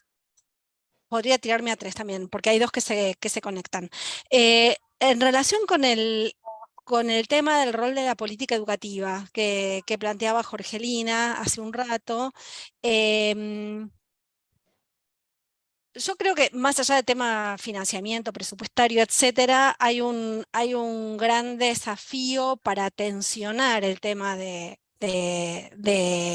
la educación de las élites y en algún punto buscar contrarrestar los fenómenos de fragmentación educativa que implica cómo, digamos, desde la política se van generando instancias para empezar a desandar un proceso que nos ha llevado a tener escuelas cada vez internamente más homogéneas entre sí, cada vez internamente más homogéneas y cada vez más heterogéneas entre sí. Entonces, creo que ahí, digamos, el gran desafío de la política es cómo se incide en una serie de lineamientos, ya sea vía regulaciones, pero también vía incidencia en los proyectos educativos que las jurisdicciones ponen en juego y que las escuelas ponen en juego para empezar a cambiar la composición interna de las escuelas. Si lográramos escuelas con aulas más diversas internamente o más heterogéneas o que congregaran a otros diferentes, probablemente estaríamos dando un paso muy importante, digamos, en términos de desandar el proceso que se ha acrecentado en los últimos años. Y creo que cuando la política, con, por supuesto, las mejores intenciones y intenciones de justicia, etcétera, mira solamente o incide o busca incidir sobre un fragmento del sistema en particular, como efecto secundario termina incrementando esas desigualdades y acelerando estos procesos de fragmentación. Entonces, eso como reflexión respecto de la pregunta sobre el rol de la política. Me parece que no pasa estrictamente por temas de financiamiento, etcétera, sino por una política, podríamos decir, más soft, ¿no? En relación a estas transformaciones. Ahora, tomo el tema de internacionalización que preguntabas, Marcelo. Ahí hay algo, digamos, y lo conecto con la pregunta sobre las nuevas tecnologías de Rafael. Digamos, en general cuando nosotros miramos proyectos pedagógicos de estas escuelas, encontramos una pedagogía, esto entre muchas comillas lo voy a decir, como bastante tradicional, ¿no? Si pensamos la tecnología hoy en día en términos de incorporación de últimos procesos, digamos, últimos fenómenos de tecnologías de información y comunicación, digamos, habitualmente estas escuelas, salvo algunas en particular que hacen de eso un elemento de distinción importante, digamos, en general encontramos como digamos, encontramos currículums tradicionales, encontramos, digamos, viejas pedagogías, etcétera, como decía Manuel, digamos, estas escuelas, fíjate que cuando empiezan a armar su currículum, inclusive como las más recientes, van como a los viejos colegios, ¿no? Para referenciarse y para construir a partir de ahí el estatus, etcétera. Agregaría que en el nicho, digamos, de las escuelas más internacionalizadas hay una doble regulación de currículum nacional y currículum internacional, y que por lo tanto tenemos que pensar también las referencias en relación a, digamos, otros ámbitos que, digamos, tienen que ver con currículum internacionales que están operando a nivel global en este tipo de instituciones, ¿no? Ahí hay algo interesante para mirar entre la combinación de los currículum nacionales y los currículum internacionales que confluyen en estas instituciones. Pero, digamos, en general, y esto me acuerdo cuando en su momento yo hice mi tesis de doctorado, que miraba quiénes educaban a las élites, y me preguntaba si esos educadores eran la élite docente, ¿no? Y habitualmente uno no encuentra como grandes procesos disruptivos en estas instituciones, en términos pedagógicos me atrevería a decir, sino que es una enseñanza como bastante tradicional, en algunos casos más o menos internacionalizada. Bueno, y por último, muy cortito, la pregunta sobre negociar con el mandato igualitarista. Creo que ahí hay un gran campo para seguir explorando en términos de cómo se traducen o cómo se van desarrollando estos procesos de formación de élites en diferentes contextos nacionales, para poder encontrar seguramente algunas regularidades y matrices comunes, pero también muchas diferenciaciones en clave más local. Así que, bueno, ahí. Gracias, Sandra. Bueno, si Manuel o Victoria quieren sumar sus 2 minutos, Bien. en realidad fueron 4 en el caso de Sandra, pero... Bueno, pero hice una presentación corta. A ver, es cierto que son muchos temas y no me voy a arriesgar a Elegí alguno. abordarlos a todos, sí. confieso que me atrae mucho la pregunta de Gagliano, y hace poquito con Graciela Peros hemos publicado un paper sobre juventudes y tecnologías que está disponible ahí en Fundación Carolina. Es interesante ver allí los hallazgos y cómo en cierta medida, y para algunos sectores, las tecnologías siguen, o sea, el acceso a la tecnología, el acceso a la conectividad, sigue siendo un factor determinante, y para otros no. Pero no diría mucho más que eso, porque me voy a ocupar específicamente de internacionalización y bilingüismo, que es un poco lo que planteaste, Marcelo. Lo que yo pude observar en Córdoba es que no existen, o por lo menos no hay un consenso claro acerca de qué es una escuela bilingüe y qué es una escuela internacional. Y eso ha generado como mucho conflicto entre padres y autoridades de las escuelas, pero conflictos jurídicos también, ¿no? Porque hay escuelas que se proponen como escuelas bilingües y finalmente los padres dicen que no lo son y llegan a hacerle juicio a las escuelas, ¿no? Tengo registrado en el trabajo de campo algunos casos que son como emblemáticos. Y entonces, bueno, ahí hicimos un esfuerzo con Mariana Mataluna en rastrear la bibliografía, qué era una escuela bilingüe, o cómo se definía a nivel internacional una escuela bilingüe, una escuela internacional. Hay algunos criterios. Si yo aplicara estrictamente estos criterios, no es tan fácil decir que las escuelas de Córdoba son bilingües, y mucho menos que son internacionales. También hay mucha diferencia entre las escuelas de élite acerca de la intensidad con la que se dictan los idiomas. Pero sí es cierto que una forma de legitimar la formación en idiomas son los exámenes internacionales. Muchas escuelas son sede o hacen rendir a sus estudiantes los exámenes internacionales, y de esa manera legitiman un cierto nivel de aprendizaje de inglés, de alemán, de italiano, de francés, etc. Pero también hay otras formas, ¿no? Hay escuelas que han decidido hacer rendir los exámenes de final de bachillerato a sus estudiantes, los exámenes de final de bachillerato en Inglaterra, o en Estados Unidos, en modalidades internacionales, y eso, además de certificar, por decir de alguna manera, un determinado manejo de la lengua, también certifica ciertos contenidos y le brinda a los estudiantes y a las estudiantes la posibilidad de acceder a las universidades en el extranjero. Y ahí aparece con fuerza esta idea de trayectorias educativas internacionales, ¿no? O sea, cómo estas jóvenes a lo mejor se forman en el nivel inicial, primario, secundario en Córdoba, y después o van a Buenos Aires o van a otros países a continuar su formación. Otro punto que me parece muy importante es la prioridad que tienen las materias en inglés y la formación en inglés respecto de la currícula nacional, ¿no? No me puedo extender mucho, pero sí puedo decir que cuando llegan los momentos de los exámenes internacionales, prácticamente se pone en suspenso en estas escuelas, y de una manera informal, por supuesto, el currículum nacional. Y los profesores y las profesoras de matemática, de lengua, se quejan porque la escuela se aboca a preparar a sus estudiantes para los exámenes internacionales.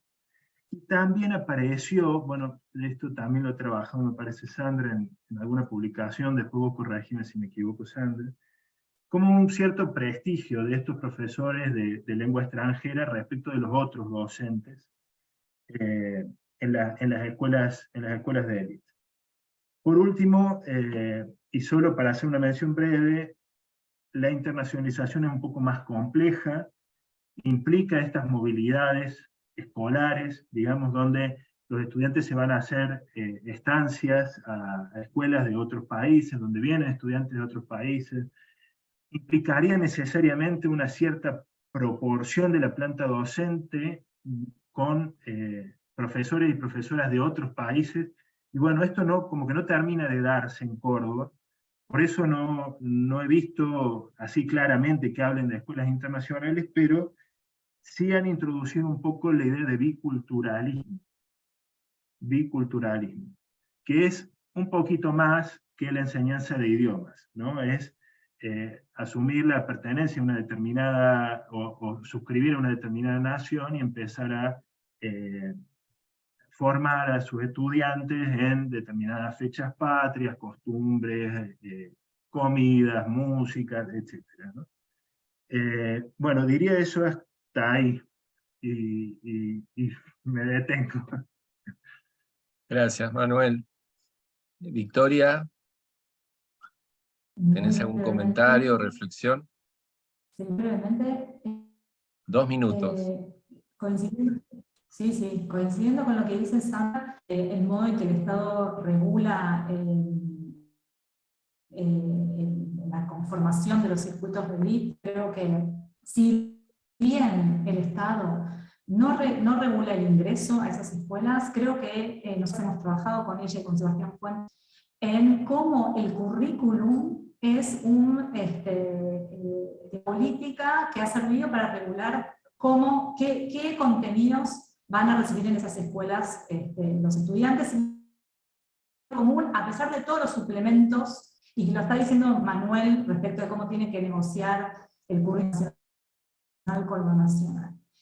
Respecto de la ciudadanía, bueno, no nos olvidemos que entre las elites, digamos, están las escuelas públicas como las nacionales que estudió Alicia Méndez en profundidad, como el Pellegrini, como las escuelas nacionales a lo largo del país, donde hay un interés por la participación ciudadana, más en términos clásicos. Pero después en las escuelas católicas, eso que llamamos desde la academia ciudadanía, involucramiento social, que se vincula con actividades interesadas por el medio ambiente, por las cuestiones de género, y por la solidaridad, o sea, por las actividades solidarias. Y por último, respecto de las nuevas tecnologías, también coincido con lo que dice Sam respecto de ese uso más tradicional de las nuevas tecnologías, pero yo lo destacaría que, por ejemplo, en pandemia, el acceso a determinados dispositivos, tener programas educativos para trabajar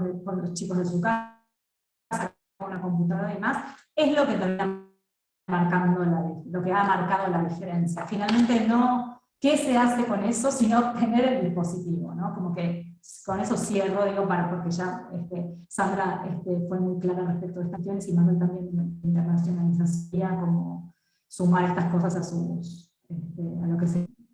Gracias. Bueno, ya estamos en tiempo de cierre. Ahora sí cerramos el encuentro con este intercambio, estos comentarios, y nuevamente, bueno, junto con Jorgelina, agradecerles muchísimo la participación, Sandra, Manuel, Victoria, y bueno, y todos los que están presentes también, que dieron su tiempo y sus ganas de estar escuchando y reflexionando acerca de este tema. Es un tema que nos convocó y nos parece importante generar estos espacios de intercambio, de debate, así que desde ya les agradecemos muchísimo. Y bueno, estimamos que en breve vamos a tener el video de este encuentro como para que cada uno de ustedes también lo tengan disponible y lo puedan utilizar para sus propios espacios de trabajo, de docencia, de investigación. Así que bueno, nos despedimos acá. Les mandamos un abrazo, un beso, y que tengan buena semana, o lo que queda de la semana. Muchas gracias. Gracias. Muchas gracias. Gracias. Chao, muchas gracias. Hasta luego. Hasta luego. Chao, chao.